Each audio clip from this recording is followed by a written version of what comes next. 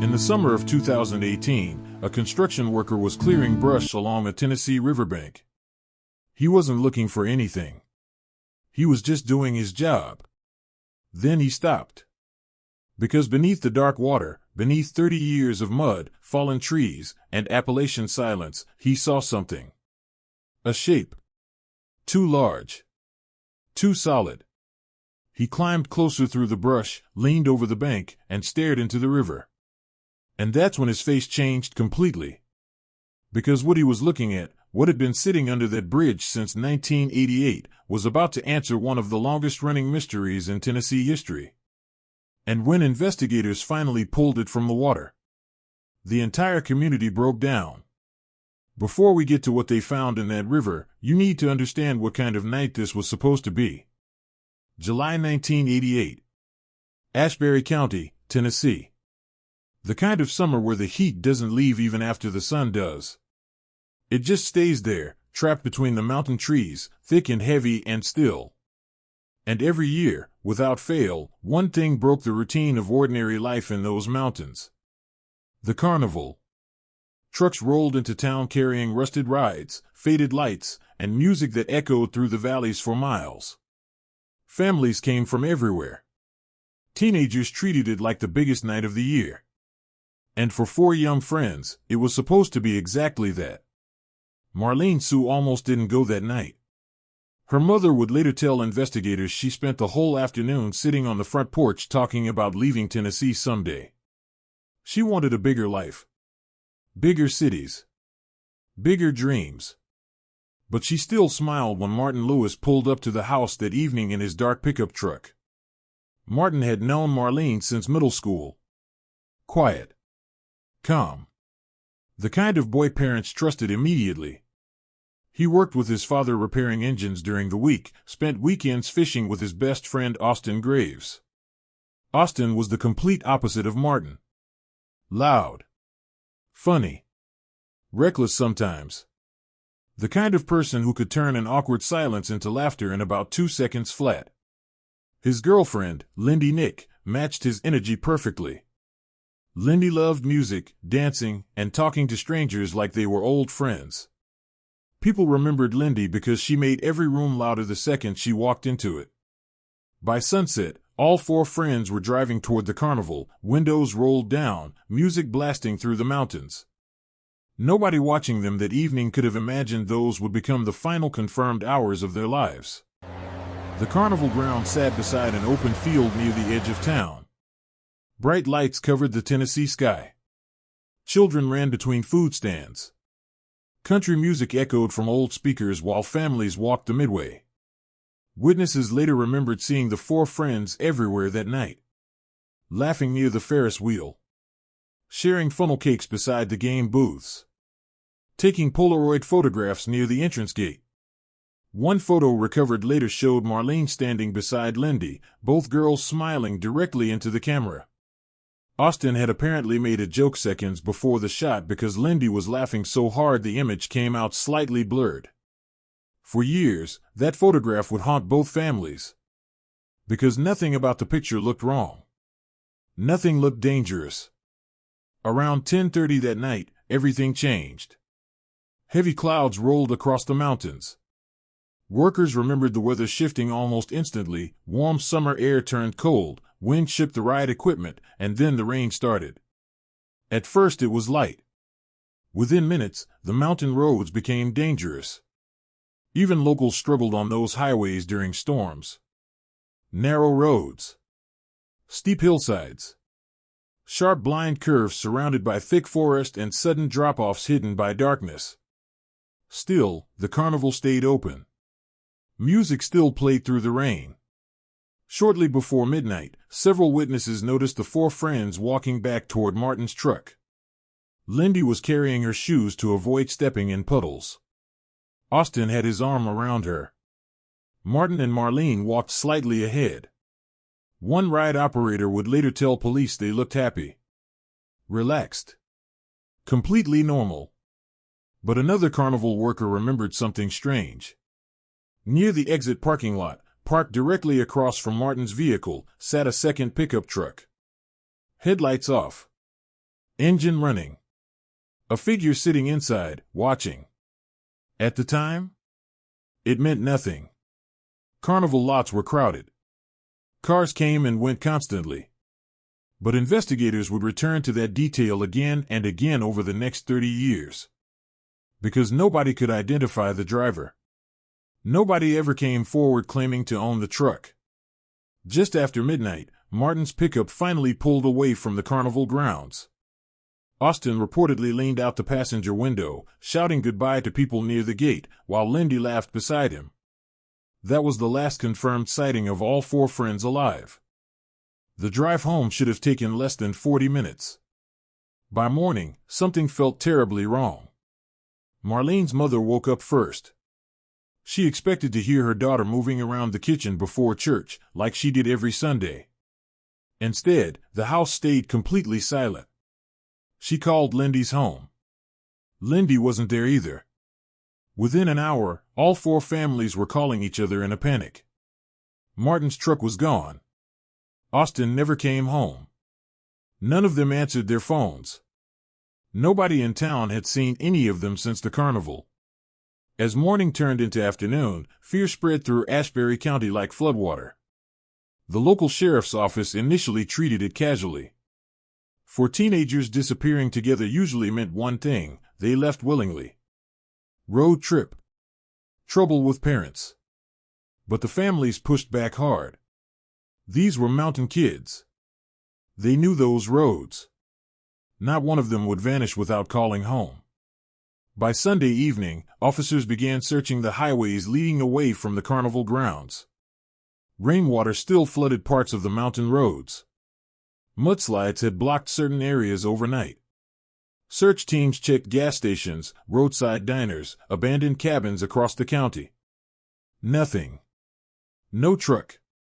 No tire tracks. No witnesses. It was as if 4 people simply disappeared into the mountains.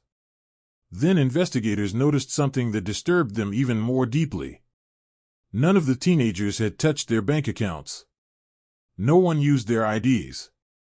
No one contacted friends. No bodies were found. No signs of violence appeared anywhere. 4 people gone at the exact same moment, without leaving behind a single clear answer. Days later, exhausted volunteers walked forest trails, searching for anything.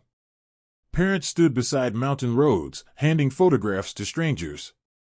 Churches held prayer services every night. Lindy Nick's mother stayed awake almost every night beside the kitchen window, waiting for headlights in the driveway. She kept telling neighbors the girls were probably stranded somewhere. Maybe hurt, but alive.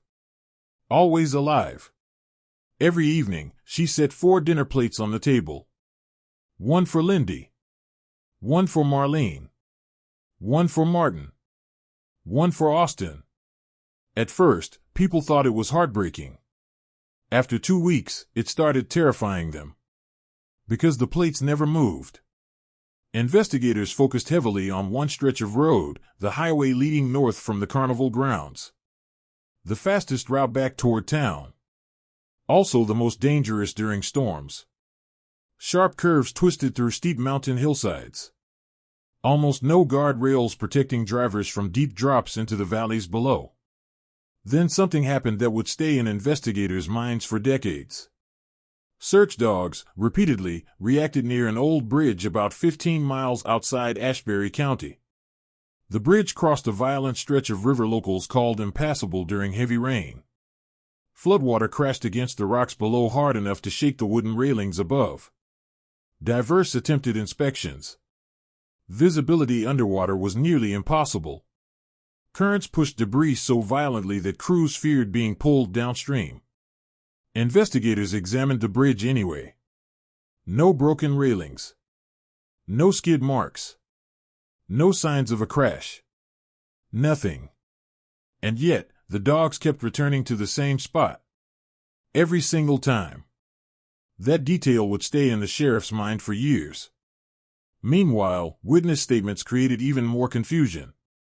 One teenager claimed he saw Austin Graves yelling beside Martin's truck shortly before midnight, the couple's apparently upset about something near the exit. But a woman working a food stand completely disagreed, insisting they looked perfectly happy moments before leaving. Then came a third statement investigators could not ignore. A Carnival worker reported seeing another pickup truck following closely behind Martin's vehicle as both trucks disappeared onto the highway during the storm. Dark-colored truck. Older model. 2 people possibly inside. Nobody else confirmed the sighting. But suddenly, the entire direction of the investigation changed. Had the 4 friends met someone at the carnival? Were they being followed? Did they know the people in that second truck? Rumors tore through Ashberry County faster than facts. Some believed the couples became involved with drugs. Others whispered about jealousy and secret relationships. One rumor claimed Martin owed money to dangerous people outside town. Another claimed Lindy had argued with someone near the Ferris wheel earlier that evening. None of it was confirmed. But the theories poisoned the community. Parents stopped letting teenagers drive mountain roads at night. Strangers locked doors in a town where most people never locked them before. And as summer turned slowly into fall, the families came apart in ways that were impossible to hide. Austin's father barely slept. Friends later said he drove through the mountains for hours, almost every night, searching roads himself with a flashlight in the passenger seat. Sometimes he came home after sunrise, covered in mud. Sometimes with maps filled with circles and handwritten notes he made himself. He once told his wife, "If they're out there somewhere, I'm not leaving them alone." But weeks passed. Then months. Then years. And the investigation slowly stalled. Evidence from the carnival grounds had already been destroyed by rainwater before technicians could examine it. Detectives had no reliable timeline after midnight. Leads collapsed one after another. And then, just as the case began dying completely, a volunteer searcher discovered something hidden beside a roadside ditch nearly 30 miles from the carnival road. At first, it looked like trash buried in wet grass. But when deputies arrived, the atmosphere changed immediately. It was a single white shoe. Women's size 7. Mud-covered. Partially torn near the heel. Lindy Nick's mother recognized immediately it wasn't her daughter's. But Marlene Sue's mother collapsed the moment she saw it. Because she had bought those shoes herself earlier that summer. Detectives rushed the item for testing. Search teams expanded through nearby woods expecting to find more, but nothing else appeared. No truck. No more clothing. Nothing. Only the shoe. And what they found inside it disturbed investigators deeply. The laces were missing. The outer fabric was scraped heavily against rough stone or pavement. And inside the shoe, tiny traces of dried blood. For the first time since the 4 friends vanished, investigators began discussing, privately, a possibility nobody wanted to say out loud. Maybe this was never a missing persons case at all. Maybe somewhere inside those Tennessee mountains, something terrible had already happened. By the early 1990s, the case had started changing inside people's memories. At first, the disappearance dominated Tennessee news. Their photographs appeared on television almost every night. But slowly, inevitably, the attention faded. Another case replaced it. Then another tragedy elsewhere. Within a few years, the story of Marlene, Lindy, Martin, and Austin no longer felt like breaking news. It felt like a ghost story. Older residents still talked about it quietly at gas stations and church gatherings. Teenagers dared each other to drive the mountain highway after midnight. Some claimed the road near the bridge was cursed. But for the families, none of it ever became history. The pain stayed frozen exactly where it started. Marlene Sue's mother kept her daughter's bedroom exactly as it was for nearly 20 years. Clothes still hanging in the closet. Perfume bottles untouched beside the mirror. Every spring, she opened the windows to let fresh air in, because she believed Marlene would hate the smell of dust. Lindy's father refused to celebrate Christmas after 1988. He spent most holidays sitting silently beside the television, waiting for the phone to ring. If she's alive somewhere, he kept telling relatives, I want her to know we never stopped waiting. Meanwhile, the case quietly fractured investigators too.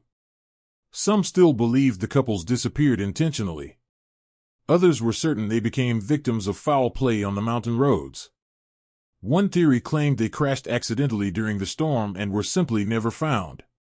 But one problem, one impossible detail, followed everyone who thought about the case. How does an entire pickup truck disappear? With 4 people inside? Without leaving a single trace? Retired Detective Harold Bennett had worked the original investigation in 1988. By the late 1990s, he no longer trusted it at all. He quietly admitted something disturbing to a local reporter.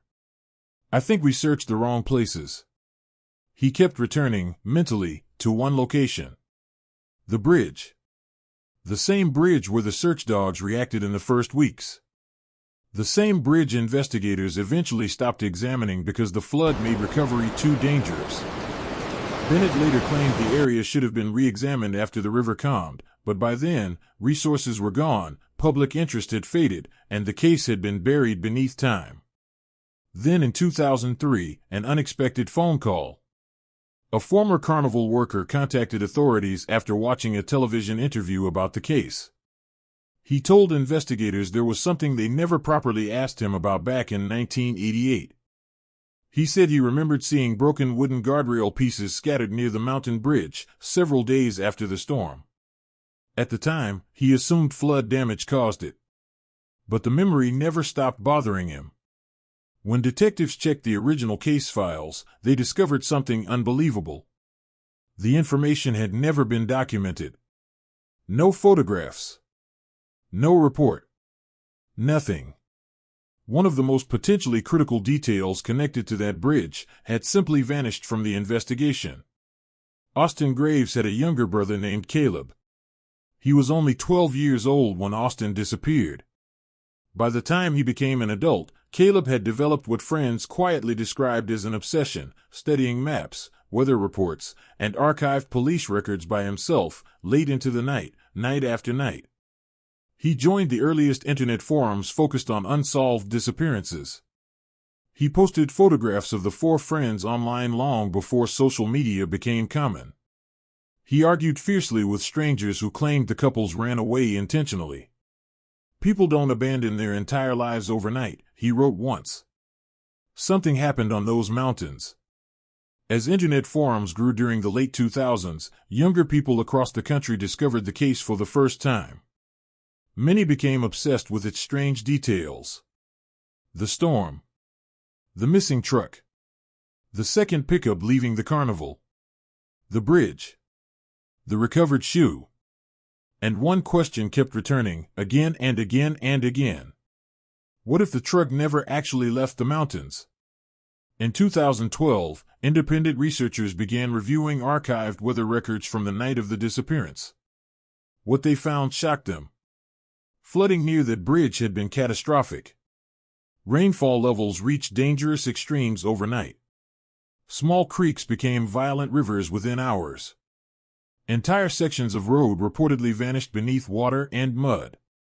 For the first time in decades, people seriously considered whether Martin's truck might still be somewhere beneath the mountains. Hidden. Buried. Forgotten. The families immediately pushed authorities to reopen searches near the bridge area. Local officials hesitated.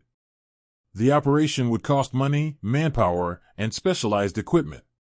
Then, in 2017, everything changed again. A national true crime television series aired an episode about the disappearance. Millions of viewers across the country watched the story of the 4 Tennessee friends who vanished after leaving a carnival in the mountains. The reaction was enormous. Tips flooded investigators. Former witnesses started calling after years of silence. Public pressure forced authorities to reconsider the bridge search one final time. Months later, in the summer of 2018, road construction crews arrived near the old mountain bridge to repair storm erosion damage. Most workers knew the local legend tied to the area. Nobody expected to find anything. Then one afternoon, a worker clearing heavy brush near the riverbank noticed something unusual beneath the muddy water below. At first it looked like debris trapped under branches. But the shape felt wrong. Too large. Too solid. He climbed closer through the brush. Stared into the dark water. And there, beneath decades of Appalachian mud and fallen trees, he could see rusted metal underwater. The call reached Tennessee investigators just after sunrise the following day. Nobody wanted to say the words out loud. Sheriff's deputies arrived within hours. The bridge looked smaller than most remembered. Time had buried the area in thick trees and heavy brush. Rusted sections of railing leaned toward the river while muddy water rushed beneath the roadway. Construction workers stood silently beside the bank, waiting. One pointed toward the water. "There," he said quietly. At first, detectives could barely see it. Only a dark shape beneath branches and flood debris. But the outline disturbed them immediately. Too large to be random junk. Within days, the Tennessee Bureau of Investigation brought sonar equipment to the site. Search crews scanned the river slowly. Families waited nearby behind police tape. Nobody spoke much. Then the sonar confirmed it. There was a vehicle submerged beneath the water. Investigators stared at the monitor. A pickup truck, resting upside down beneath layers of mud, rocks, and fallen trees. Exactly where the search dogs reacted back in 1988. Exactly where the river flooded violently during the storm. Some family members broke down crying immediately. Others stood completely frozen. For nearly 30 years, they had imagined kidnappings, murders, secret escapes, hidden graves somewhere in the mountains. But now, a terrifying possibility had become real. What if the four friends had been here the entire time? Recovery crews quickly realized the operation would be dangerous. The current beneath the bridge remained powerful even in calm weather. Divers struggled with visibility almost immediately. Thick mud covered most of the wreckage while sharp metal edges made the recovery process extremely risky. Still, nobody wanted to stop. Not after 30 years. Divers spent hours attaching cables to the submerged truck while investigators documented every detail around the scene. Reporters flooded the area within days. National news helicopters hovered above the mountains again, for the first time since the late 1980s. Then came the moment everyone feared most. As cranes slowly lifted the vehicle from the riverbed, mud and dark water poured from the broken windows. Pieces of rusted metal cracked loudly beneath the weight. The truck barely resembled a vehicle anymore. But one detail survived. The license plate. An investigator wiped mud away carefully and read the numbers aloud. The plate belonged to Martin Lewis. For several seconds, nobody moved.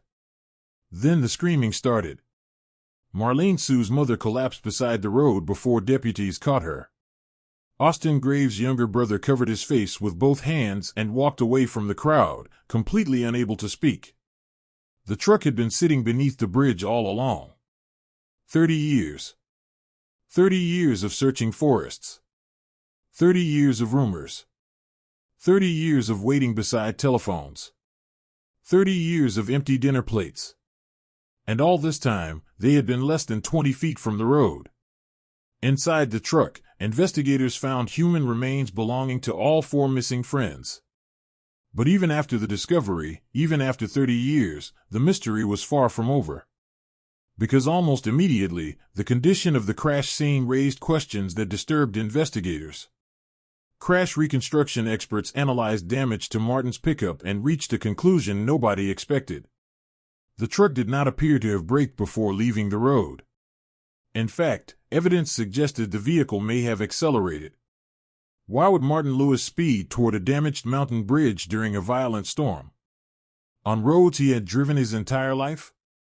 The theory made no sense. Unless something, or someone, had forced him to. Investigators reopened witness interviews from 1988 for the first time in decades. Many people refused to cooperate. Some claimed they couldn't remember clearly anymore. Then one former Carnival worker finally agreed to meet detectives privately. He had stayed silent for 30 years. And what he revealed changed everything. He told investigators he absolutely saw another pickup truck following Martin's vehicle when the couples left the carnival that night. Not casually following. Speeding. He remembered it clearly, because the storm had already become dangerous. The second truck stayed unusually close behind Martin's bumper as both vehicles disappeared onto the highway. The witness said he almost contacted police dozens of times, but became frightened after hearing rumors surrounding the case. Then life moved on. Years passed. He eventually convinced himself the detail probably meant nothing. But now, after they pulled the truck from the river, he no longer believed that. Investigators immediately began reviewing old local records. And then they found something else, buried inside archived interviews from 1988, something that had been overlooked for 30 years. Multiple teenagers had quietly mentioned illegal street racing on the mountain roads after carnival nights. The statements were ignored during the original investigation. Police focused on kidnapping theories, runaway theories. The racing comments were dismissed as irrelevant. But now, they looked critical. Because if another truck really chased Martin Lewis through those mountains during the storm, then the crash beneath the bridge may not have been an accident at all. The real answer was much closer to home than anyone imagined. And somehow, much more painful. During months following the truck recovery, investigators reopened dozens of forgotten interviews. One by one, former teenagers from Ashberry County, now middle-aged adults with families of their own, slowly admitted something police should have uncovered decades earlier. Illegal mountain racing had been common around carnival weekends during the late 1980s. After the rides closed and police patrols disappeared, groups of local teenagers gathered on the mountain highways outside town. Drivers raced along dangerous roads surrounded by cliffs, forests, and sharp blind curves. Most people inside the town knew about it. Parents suspected it. Deputies heard the rumors. But nobody understood how reckless it had become, especially during storms. Investigators eventually identified several drivers connected to the racing scene from 1988. Most denied involvement immediately. Then one man finally agreed to talk. His name was Roy Bledsoe. For 30 years, he had carried the same memory inside his head every single day. Roy sat across from investigators in a small interview room in Knoxville during the winter of 2019. Detectives later described him as exhausted before questioning even started. Not angry. Not defensive. Just tired. He admitted he recognized Martin Lewis's truck the moment it left the carnival that night. According to Roy, several local drivers had already gathered near the highway, planning informal races despite the storm. Most assumed the rain would force everyone home. But when Martin's pickup appeared near the mountain road, another driver challenged him. At first, Martin laughed it off. But Austin Graves was different. Several witnesses had already described Austin as competitive, impulsive, reckless when surrounded by his friends. Roy told investigators Austin shouted something through the passenger window, moments before the trucks accelerated onto the highway. And suddenly, the race began. Roy described the conditions. Rain hitting windshields so hard drivers could barely see. Water rushing across sections of road. Mudslides near the cliffs. The bridge ahead hidden almost completely by darkness. The trucks were moving dangerously fast by the time they reached the mountain curves. Too fast. Then came the moment Roy had never forgotten, not for a single day in 30 years. Martin's pickup suddenly swerved near the bridge. Roy believed Martin tried to slow down after seeing floodwater covering the road ahead. But the damaged guardrail gave almost no protection at all. The truck fishtailed once. Then again. And within seconds, the headlights disappeared completely into darkness below. Roy said the sound stayed with him for decades. Metal crashing. Glass breaking. Water exploding beneath the bridge. Then silence. Investigators asked him the question every family had been waiting 30 years to hear answered. Why didn't you call for help? Roy started crying before answering. Because they panicked. The drivers believed police would arrest them for racing. Several had been drinking earlier that night. Some were already in legal trouble before the carnival weekend began. So instead of stopping, they fled. Every single one of them. And over time, silence became permanent. The confession devastated the families. For years, many believed the four friends were taken by strangers or murdered somewhere deep inside the mountains. The truth felt almost impossible to accept. No killers. No kidnapping. No conspiracy. Just fear.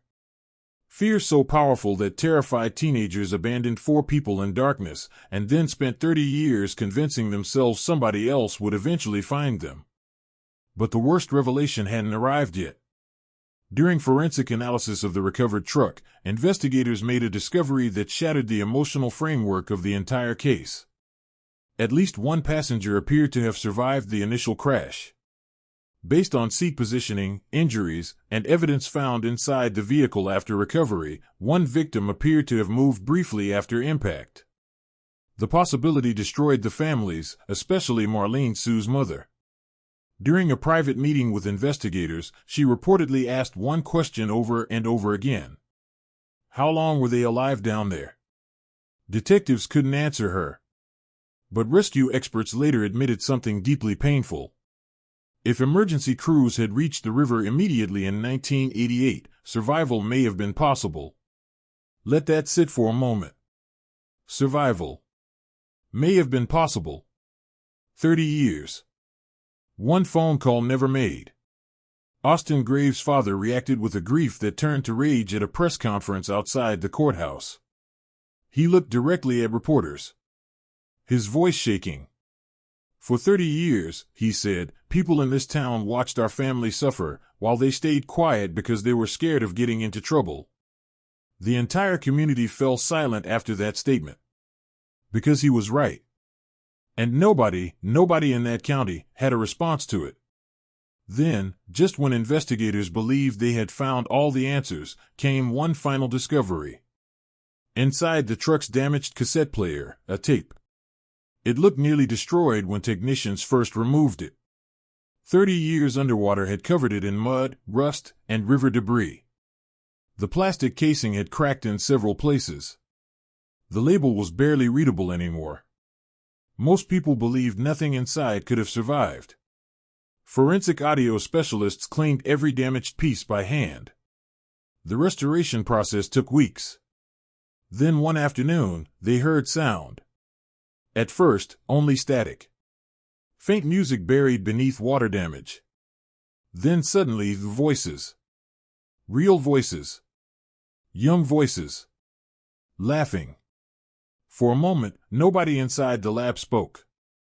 Because after 30 years of silence, Marlene Sue, Lindy Nick, Martin Lewis, and Austin Graves were speaking again. The recording lasted less than 40 minutes. Most of it sounded completely ordinary. Country music played softly through the truck speakers while rain hit the windshield in the background. Austin joked constantly. Lindy laughed louder than anyone else, exactly like everyone who knew her remembered. At one point, Martin complained about the weather getting worse near the mountains. Then Marlene quietly told him to slow down. Investigators allowed the families to hear the recording privately before releasing anything publicly. The meeting took place inside a small conference room at the sheriff's office in the spring of 2020. No reporters. No cameras. Only family. Many arrived carrying old photographs. Some had not heard the voices of their children since 1988. When the tape started playing, the room became completely silent. Lindy Nick's mother immediately covered her mouth, hearing her daughter laugh for the first time in 30 years. Martin Lewis's father lowered his head into his hands and never looked up again during the entire recording. Then came one moment nobody in the room was prepared for emotionally. Near the end of the tape, Austin jokingly asked Martin if he was too scared to race in the rain. Everyone in the room froze. Because for years, investigators believed the race started suddenly after leaving the carnival. But the recording confirmed something painfully different. The boys had already been talking about racing before they ever reached the mountain highway. Then another voice interrupted. Marlene. Soft but serious. Don't be stupid tonight, she said quietly from the passenger seat. Seconds later, the tape filled with laughter again. Then the recording simply stopped. That was it. No crash sounds. No screams. Only silence. The final ordinary moments of four young people who never realized their lives were about to end beneath the mountains. The recording spread across Tennessee within days after portions were released publicly. Radio stations discussed the case nonstop. Television programs replayed old Carnival photographs beside audio clips from the tape. For many people, the story no longer felt like a mystery. It felt deeply human. A group of young friends. One reckless decision. And decades of grief that followed afterward. Later that summer, Tennessee held an official memorial ceremony near the old mountain bridge. Hundreds of people gathered beside the river, carrying candles and photographs of the four friends. Fresh guard rails now replaced the damaged wood from years earlier. Flowers covered the roadside. Small handwritten messages appeared tied to trees surrounding the ravine. For decades, locals had feared that bridge. Now they came there to remember. A minister speaking during the ceremony called the story a tragedy built from silence. Then investigators publicly admitted what many families had already understood in their hearts: the case could likely have been solved years earlier. If authorities had searched beneath the bridge properly after the floodwaters lowered in 1988, the truck might have been discovered long before 30 years passed. Some former deputies defended the original search conditions. Others simply apologized. But perhaps the hardest apologies came from the racers themselves. Several men who stayed silent for decades attended the memorial privately. Some approached the families with tears in their eyes. One admitted he replayed the crash inside his head every night since 1988. Another confessed he almost contacted police dozens of times, but feared destroying his own life. Austin Graves' father listened quietly before answering. "Our lives were destroyed anyway," he told them. Nobody had a response to that. In the months following the memorial, the four friends were finally buried beside one another in a small Tennessee cemetery overlooking the Appalachian hills. For years, their graves had stood empty. Nobody knew where they truly were. Now 4 headstones rested side by side. Marlene Sue, Lindy Nick, Martin Lewis, Austin Graves. People traveled from across the state to leave flowers there. And slowly, something unexpected began happening inside Ashberry County. The fear surrounding those mountains started disappearing. For years, parents had terrified their children with stories about the road where the four friends vanished. Teenagers avoided the bridge after dark. Rumors turned the area into something almost mythical. But once the truth became known, the story changed completely. The mountains were never hiding monsters. Only a tragedy. Only young people making reckless choices during one terrible storm. And the terrible, unbearable cost of silence. Lindy Nick's mother later spoke during a television interview filmed beside the bridge. "The pain never left," she said softly. "But at least now, the waiting is over." Closure doesn't erase grief. It simply ends the nightmare of not knowing. Every summer, the carnival still returns to the Appalachian Mountains. New teenagers walk beneath bright lights while music echoes through the same Tennessee valleys where four friends laughed together for the last time in 1988. Most of them know the story now. Old photographs of Marlene, Lindy, Martin, and Austin sometimes appear near the entrance, beside memorial flowers left by visitors who never forgot them. And every year, when the rain starts falling over the mountains again, older residents still remember the night everything changed. If this story stayed with you, share it.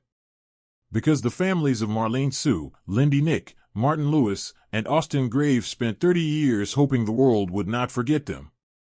They were right to hope. Don't forget to subscribe, and I'll see you in the next one.